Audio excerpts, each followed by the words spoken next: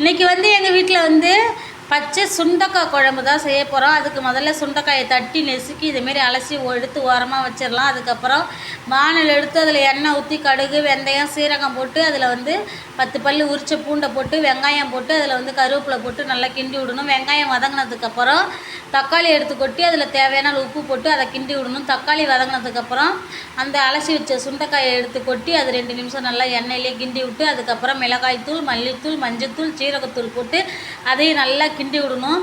2 நிமிஷம் கிண்டி விட்ட மறுபடி புளி கரைச்சல் எடுத்து ஊற்றணும். அதுக்கப்புறம் தேவையான அளவு தண்ணி ஊற்றி அதை நல்லா கொதிக்க விடணும். நல்லா கொதித்து இந்த மாதிரி சுண்டி வந்ததுக்கப்புறம் ஆஃப் பண்ணிடலாம். ஆஃப் பண்ணிவிட்டு சுட சுட சோறை போட்டு அப்படியே இந்த சுண்டைக்காய் குழம்பு எடுத்து ஊற்றி அப்படியே நல்லா பிசைஞ்சு சுண்டைக்காயோடு அள்ளி சாப்பிடக்குள்ள அவ்வளோ டேஸ்ட்டாக இருக்கும். உங்களுக்கும் இந்தமாரி சுண்டைக்காய் குழம்பு பிடிச்சா என்னோடய சேனலை லைக் பண்ணுங்கள், சப்ஸ்கிரைப் பண்ணுங்கள், ஃபாலோ பண்ணுங்கள். பாய்.